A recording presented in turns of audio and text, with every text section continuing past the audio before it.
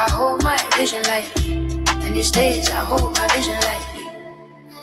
Open hands, soft focus, I trust my vision without gripping. I know what I want without tension. I don't squeeze the future, I allow it. Faith replaces force, clarity replaces pressure. My vision grows in these. I stay flexible and focused. Stay flexible and focused. That's that rich vibration flowing. Hey, you guys, it's Dr. J. It's been a minute. We are back with our book club reading The Compound Effect by Dr. Darren Hardy. Jumpstart your income, your life, your success. We're still in chapter 3, and we left off on page 65. All right, let's jump right into it, shall we? Yes. Let's jump right in. Thank you. The access point to your why power is through your core values, which defines both who you are and what you stand for. Your core values are your internal compass, your guiding beacon, your personal GPS. They act as the filter through which you run all of life's demands, requests, and temptations, making sure they're leading you toward your intended destination. Getting your core values defined and properly calibrated is one of the most important steps in redirecting your life towards your grandest vision. If you haven't already clearly defined your values, you may find yourself making choices that conflict with what you want. If, for example, honesty is a big thing for you, but you hang out with liars, there's a conflict. When your actions conflict with your values, you'll end up unhappy, frustrated, and disappointed. In fact, psychologists tell us that nothing creates more stress than when our actions and behaviors aren't congruent with our values. So defining your core values also helps make life simpler and more efficient. Decision-making is also easier when you are certain of your core values. When faced with a choice, ask yourself, does this align with my core values? If it does, do it. If not, don't, and don't look back. All fretting and indecision are eliminated. There is actually a identify your core values assessment sheet that you can do. You can go to thecompoundeffect.com/free and download that assessment there. Now, find your flight. People are either motivated by something they want or something they don't want. Love is a powerful motivating force, but so is hate. Contrary to social correctness, it can be good to hate. Hate disease, hate injustice, hate ignorance, hate complacency, and so on. Sometimes identifying an enemy lights your fire. Some of my greatest motivation, determination, and dogged persistence came when I had an enemy to fight. In history, the most transformational stories and political revolutions came about as a result of fighting an enemy. David had Goliath. America had the British. Luke had Darth Vader. Rocky had Apollo Creed. 20-somethings have the man.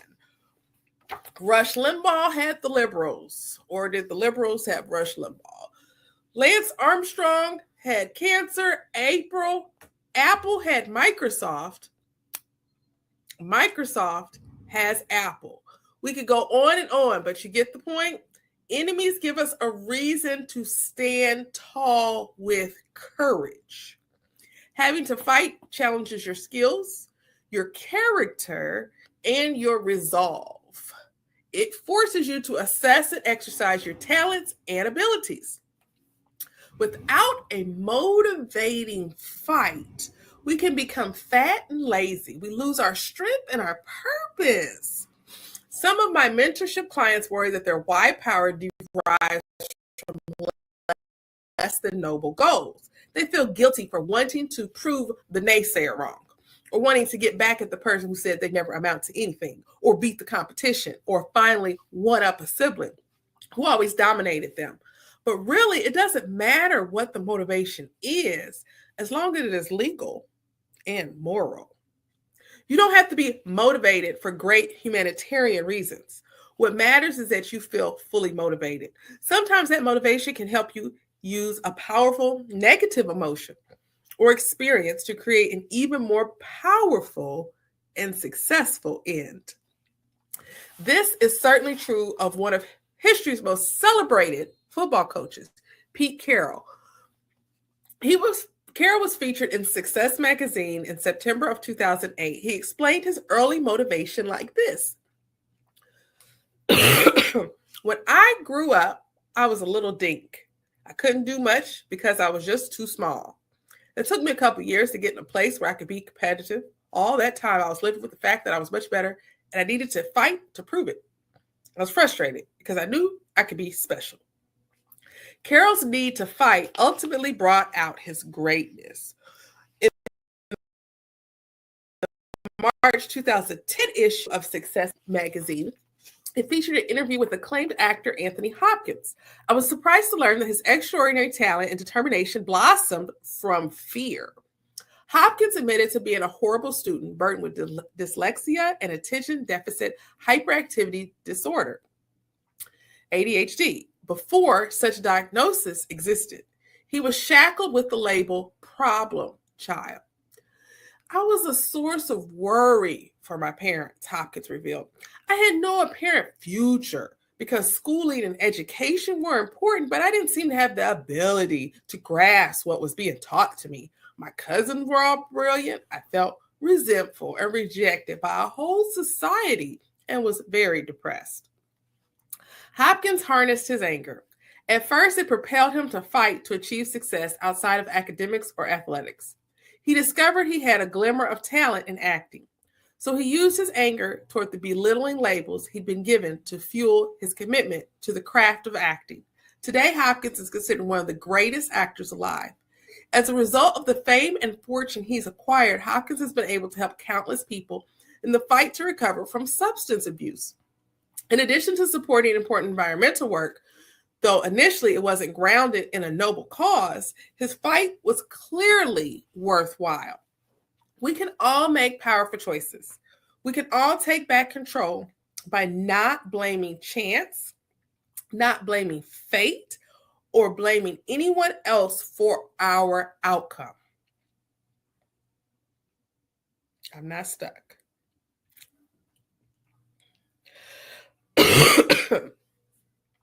It's within our ability to cause everything to change. You might need to write that one down today. It's in your ability to cause things to change. It really, really, really is. Rather than letting past hurtful experiences sap our energy and sabotage our success, we can use them to fuel positive, constructive change.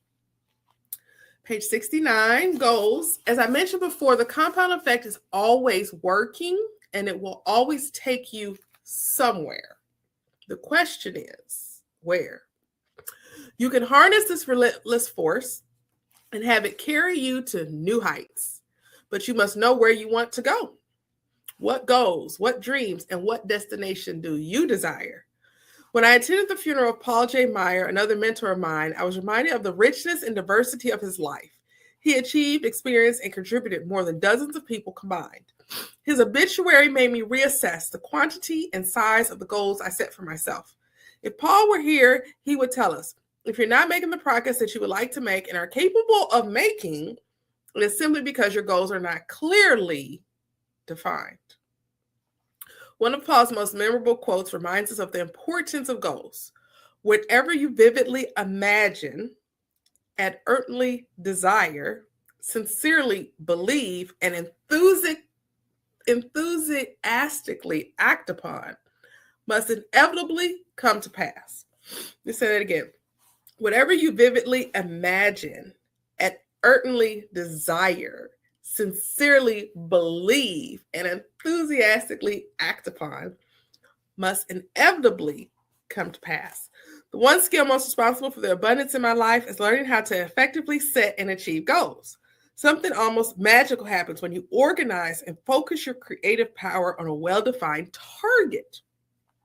I've seen this time and time again. The highest achievers in the world have all succeeded because they all succeeded because, you ready? Why have they all succeeded? Because they mapped out their vision. They mapped it out. The person who has a clear and compelling and white hot burning why will always defeat even the best of the best at doing the how. How goal setting actually works. The mystery secret revealed. The only see, experience, and get what you're looking for. You only see, experience, and get what you're looking for. If you don't know what to look for, you certainly won't get it. If you don't know what you're looking for, you certainly won't get it. By our very nature, we are goal-seeking creatures. Our brain is always trying to align our outer world with what we're seeing and expecting in our inner world. So when you instruct your brain to look for the things you want, you will begin to see them. In fact, the object of your desire has probably always existed around you, but your mind and eyes weren't open to seeing it. This is getting deep. In reality, this is how the law of attraction really works. It is not the mysterious voodoo it sometimes sounds like. It's far simpler and more practical than that. We are bombarded with billions of sensories, visual, audio, physical, bites of information every day. To keep ourselves from going insane, we ignore 99.9% of them.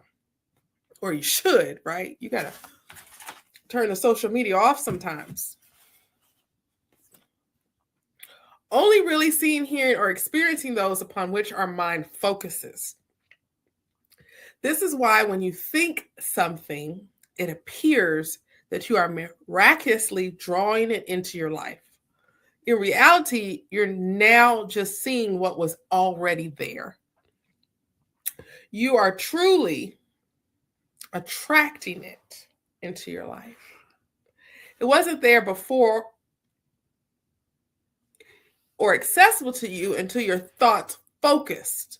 It was there, but it wasn't as accessible until your thoughts focused and directed your mind to see it. Make sense? This isn't mysterious at all. It's in fact quite logical. Now with this new perception, whatever your mind is thinking internally is what it will focus on and all of a sudden see with that 99% of remaining space. Here's a well-worn example because it's so true. In shopping for or buying a new car, you suddenly start to see that model and make everywhere, right? It seems like there's tons of them on the streets all of a sudden when they weren't there yesterday. But is that realistic? Of course not. They were there all along, but you weren't paying attention to them. Thus, they didn't really exist to you until you gave them your attention. When you define your goals, you give your brain something new to look for and to focus on. It's as if you're recognizing your mind, a new set of eyes from which to see all the people, circumstances, conversations, resources, ideas, and creative surroundings you. With this new perspective and inner itinerary, your mind proceeds to match up on the outside what you want most on the inside, that goal. It's that simple. The difference in how you experience the world and draw ideas, people, and opportunities into your life after you have clearly defined your goal is profound. In one of my interviews with Brian Tracy, he put it this way: top people have very clear goals. They know who they are and they know what they want. They write it down and they make plans for its accomplishment. Unsuccessful people carry their goals around in their head like marbles, rattling around in a can. We say a goal that is not in writing is merely a fantasy. And everybody has fantasies, but these fantasies are like bullets with no powder in the cartridge. People go through life shooting blanks without written goals, and that's the starting point. And that's the reason why I am creating and have launched the iRiseProgram.com for business owners to create a mini business plan based off of Habakkuk 2:2. Write the vision and make it plain so that harlots can run with it. I suggest that you take some time today to make a list of your most important goals. I recommend considering goals in all aspects of your life, not just for your business or finances. Be wary of the high price of putting too much focus on any single aspect of your life to the exclusion of everything else. Goal for whole life success, balance in all the aspects of life that are important to you. Business, finance, health, those are all important areas, right? Well-being, spirituality, family, relationships, lifestyle. Who you have to become. When most people set out to achieve new goals, they ask, okay, I got my goal. Now what do I need to do to get it? It's not a bad question, but it's not the first question that needs to be addressed either. The question we should be asking ourselves is, who do I need to become? Who do I need to become? You probably know some people who seem to do all the right things, but still don't produce the results they want, right? Why not? One thing Jim Rohn taught me is if you want to have more, you have to become more. Success is not something you pursue. What you pursue will elude you. It can be like trying to chase butterflies. Success is something you attract by the person you become. Let me give you my own personal example. I used to think it was all about being at the right place at the right time. You heard that before? Oh, I just need to be at the right place at the right time to meet the right people. But there's a piece missing to that. You not only have to be at the right place at the right time to meet the right people, but you have to be the right person. Gave that one to you for free. When I understand that philosophy, wow, it revolutionized my life and personal growth. When I was single and ready to find my mate and get married, I made a long list of traits I desired in the perfect woman for me. I filled more than 40 pages of a journal, front and back, describing her in great detail. Her personality, character, key attributes, attitudes, philosophies about life, even what kind of family she'd come from, including her culture and physical makeup, down to the texture of her hair. I wrote in depth what our life would be like and what we do together. If I had then asked, what do I have to do to find and get this girl, I might still be on that butterfly chase. Instead, I looked back at the list and considered whether or not I embedded those same attributes myself. Did I have the very qualities I was expecting of her? I asked myself, what kind of man would a woman like this be looking for? Who do I need to become to be attractive to a woman of this substance? I filled 40 more pages describing all the attributes, qualities, behaviors, attitudes, and characteristics I needed to become myself. Then I went to work on becoming and achieving those qualities. Guess what? It worked. As if she were peeled off the pages of my journal and appeared in front of me, while my wife, Georgia, is exactly what I described and asked for in almost eerie detail. The key was me getting clear on who I'd have to be to attract and keep a woman of her quality, and then doing the work to achieve that. All right, we're going to read one more section, and then we're going to stop. Page 70. See how far we're going to go. All right. Behave yourself. All right. Let's map out your process for achieving the goals you decided upon. This is the doing process, or in some cases, the stop doing process. What stands between you and your goal is your behavior. Do you need to stop doing anything so the compound effect isn't taking you into a downward spiral?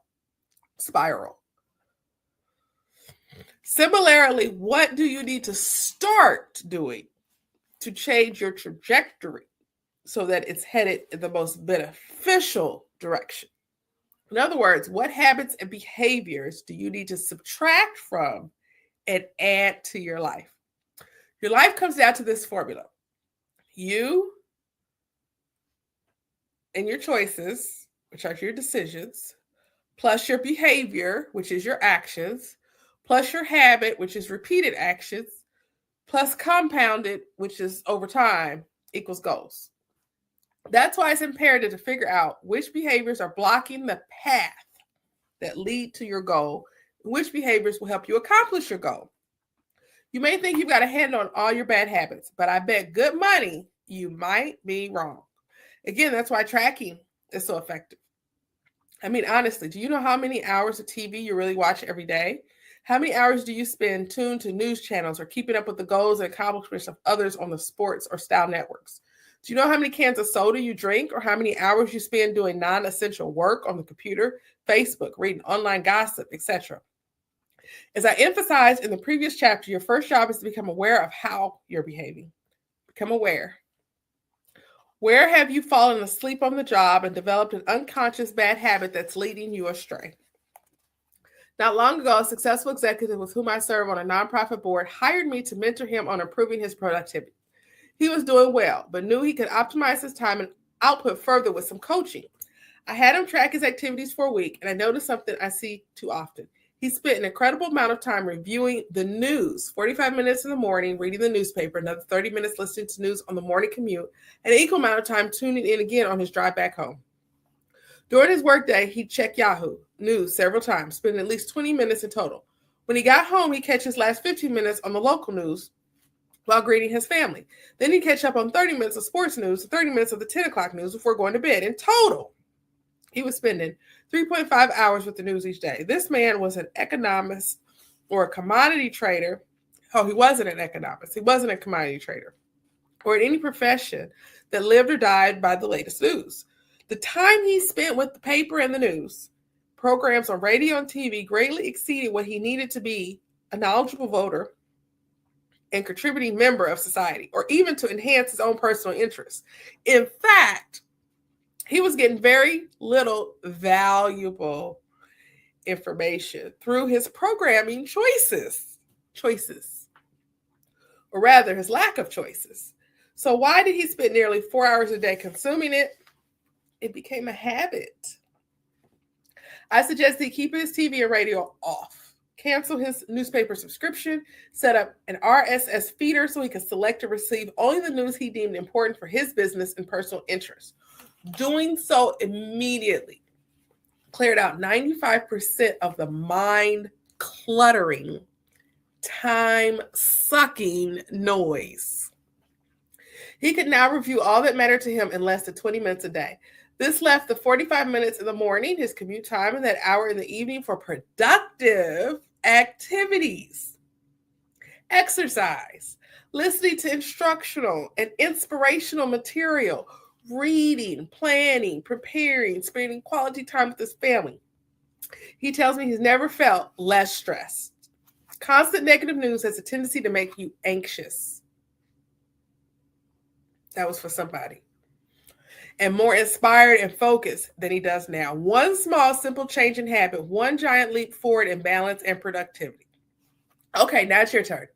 Get out your little notebook, write out your top 3 goals, and make a list of the bad habits that might be sabotaging your progress in each area. Write down every one. We're going to stop right there because you got work to do. Get a notebook, write out your top 3 goals, make a list of the bad habits that might be sabotaging your progress in each one, and write that down, because habits and behaviors never lie. If there's a discrepancy between what you say and what you do, I'm going to believe what you do every time. If you tell me you want to be healthy, but you got Dorito dust on your fingers, I'm believing the Doritos. If you say self-improvement is a priority, but you spend more time with your Xbox than at the library, I'm believing the Xbox. If you say you're a dedicated professional, but you show up late and unprepared, your behavior rats you out every time. You say your family's your top priority, but if they don't appear on your busy calendar, they aren't really. Look at the list of bad habits you made. That's the truth about who you are. Now you get to decide whether that's okay, if that's okay, or if you want to change it. You get to decide. Now, add to that list all the habits you need to adopt that practice and compounded over time will result in your gloriously achieving your goals. Making this list isn't about wasting energy by getting judgmental and regretful. It's about taking a clear-headed look at what you want to improve. And then when we tune back in, we're going to uproot those sabotaging bad habits and plant new positive and healthy ones, happy and healthy ones in place. So we ended on page 77. I hope you guys have an amazing, amazing rest of your day. Because I know I am. Yes. I hold my vision lightly, and these days I hold my vision lightly.